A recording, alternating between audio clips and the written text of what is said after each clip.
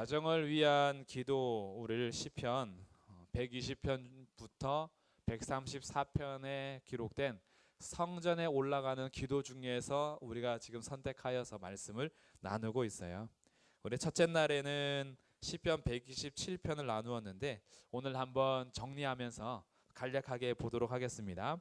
127편에서 가정을 위한 첫 번째 기도는 여호와께서 집을 세우지 아니하시면 세우는 자의 수고가 헛되다. 그래서 우리 가정을 주관하시는 하나님의 주권을 인정하는 가정, 그 가정을 위해서 같이 기도했고요. 두 번째 우리는 128편을 나누었어요.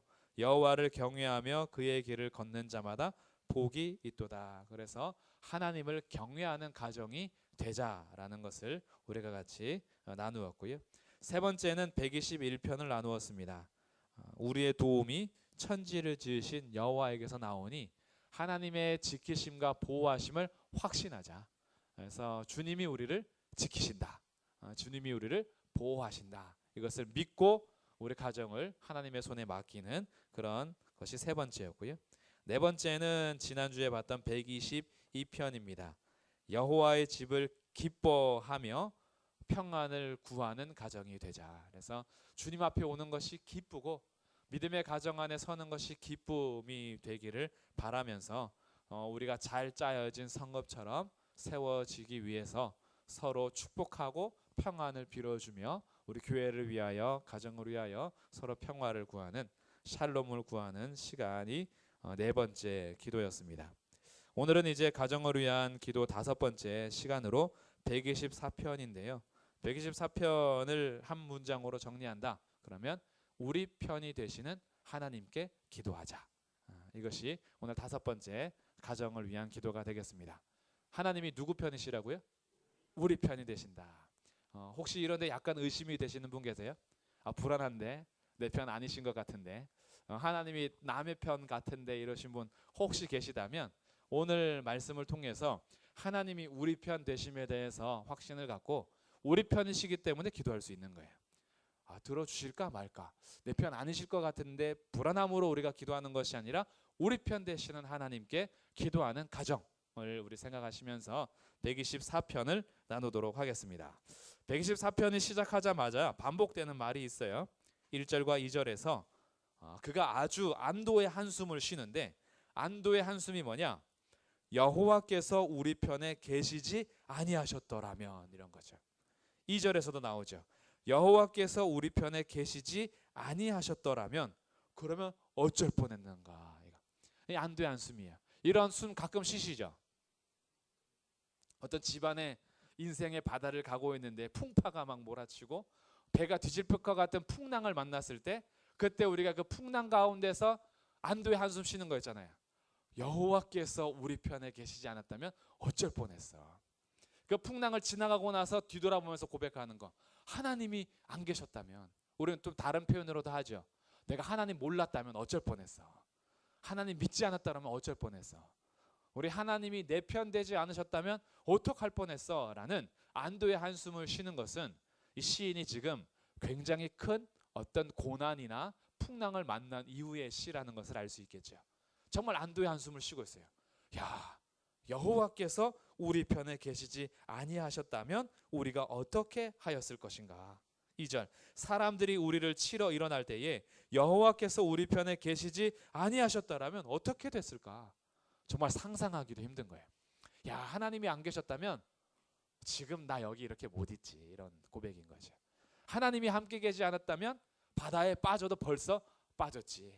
풍랑 속에서 견디지 못하여 벌써 배가 뒤집어졌지. 나는 견디지 못했지 라는 하나님의 함께 계심이 얼마나 위로가 되고 안도가 되는지 거기에 대해서 튀어나오는 시인의 고백인 거예요. 요즘에 혹시 이런 풍랑을 만나셨다면 이렇게 고백할 수 있길 바라요.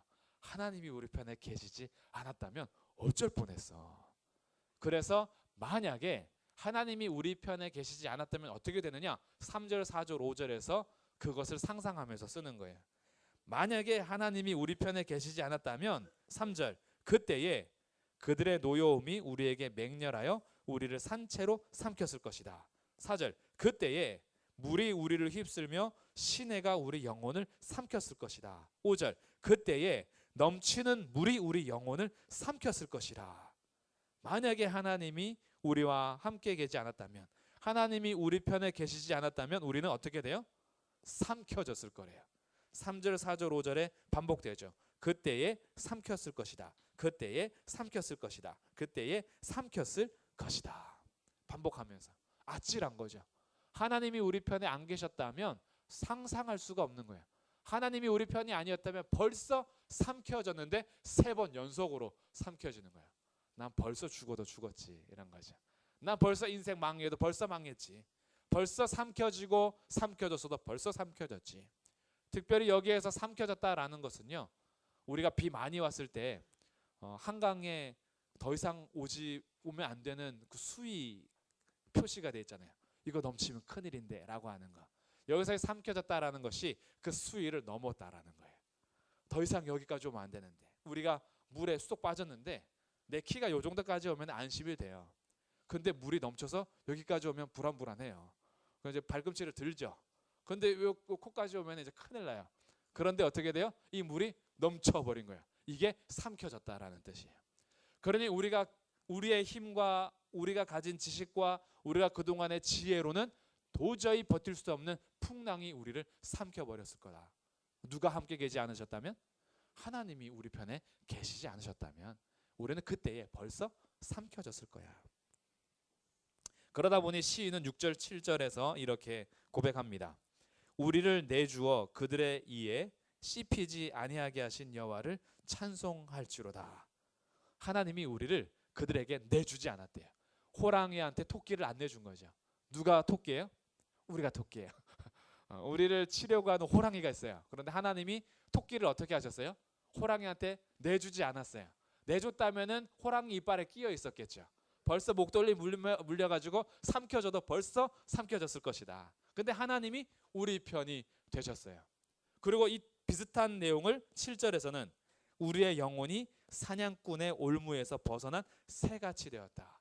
새 잡으려고 덫 쳐본 적 계세요? 저도 참새 잡으려고 덫 많이 쳐봤거든요. 쌀 뿌려놔도 절대 쌀을 안 먹더라고. 바구니 이렇게 해서 막대기 걸어놓고 탁 줄만 잠기면 그러면 탁 넘어지는데 새들이요 쌀 별로 안 좋아하는 것 같아요. 아니면 제가 덫친 걸 다 보고 있었어. 그래서 절대 안 오는 거죠. 근데 이 새가 사냥꾼의 덫에 걸릴 뻔했는데 어떻게 했어요? 오히려 올무가 끊어졌어요. 우리를 붙잡으려고 했던 그 덫이 오히려 끊어져 버린 거예요. 그러니 새가 정말 죽기 직전이었어요. 딱 갇혀서 이제 죽었네, 난 완전히 끝났네 했는데 올무가 툭 끊어져 버리는 거죠. 그때 이 새의 기분이 얼마나 자유로웠을까. 그동안 날아다니던 그 하늘과는 다른 기분이죠. 그동안 날아다니는 것과는 다른 나름일 거예요. 야, 날개짓이 이렇게 시원한 거였어? 야, 그동안 내가 날아다녔던 이 창공이 이렇게 자유로운 것이었어? 새에게 인생이 바뀌어지는 순간입니다. 그동안 자기의 삶과 비교할 수 없는 자유를 누리는 거. 근데 우리의 영혼이 사냥꾼의 올무에 그렇게 있다가 벗어난 것처럼 하나님이 우리 편 되셔서 올문을 끌어버리신 거죠. 그러니까 6절 7절의 고백은 이거예요. 하나님이 우리를 먹잇감으로 넘기지 않으셨다라는 거예요. 우리는 분명히 깨지기 쉬운 질그릇인데, 우리는 금방이라도 잡혀 먹을 수 있는 다람쥐고, 우리는 토끼와 같은데 호랑이에게, 사자에게, 악어에게, 풍랑에게, 사냥꾼에게 먹잇감으로 우리를 넘겨주지 않으셨다. 왜요? 하나님이 누구 편이에요? 우리 편이니까. 하나님이 호랑이 편이었다면 벌써 죽었어요. 하나님이 사냥꾼 편이었다면 올무가 절대 안 끊어져요. 끊어졌던 올무도 갑자기 막 연결이 돼요. 하나님이 사냥꾼 편이었으면. 그런데 하나님이 우리 편이시다 보니까 절대 끊어질 수 없는 올무도 끊어져 버리는 거죠. 그래서 시인이 어떻게 하느냐? 6절 끝에 이렇게 고백합니다. 여호와를 어떻게 해요? 찬송할지로다. 여기서부터 찬송이 나오는 거예요. 야, 하나님이 우리 편 되셔서 먹잇감으로 넘기지 않으신 것을 생각해 보니, 하나님이 만약에 우리 편에 계시지 않았다면 우리는 벌써 삼켜졌을 것인데, 그때에 벌써 삼켜졌을 것인데, 그때에 벌써 죽었을 텐데, 하나님이 우리 편 되셔서 건져주시니 여호와를 찬송할지라. 이 찬송은 감사의 고백이겠죠. 우리가 이 세상을 살아가면서 많이 잊어가는 것 중에 하나입니다. 감사. 하나님께서 우리의 편이 되셔서 늘 건져주심에도 불구하고 감사를 잃어갈 때가 많이 있어요. 팍팍한 세상 속에서 하나님이 지금 우리 가정의 주권자요, 여호와를 경외하는 자들에게 복을 주시는 하나님이요, 낮의 해와 밤의 달도 상하지 못하게 우리를 도우시는 천지를 지신 여호와가 우리를 도와주신다라는 그 하나님이요, 또한 주님께서는 예루살렘의 평안을 허락하시면서 자기 백성을 잘 연결된 성읍으로 지어져 가는 하나님이신데, 그 하나님을 잊어버리는 거예요.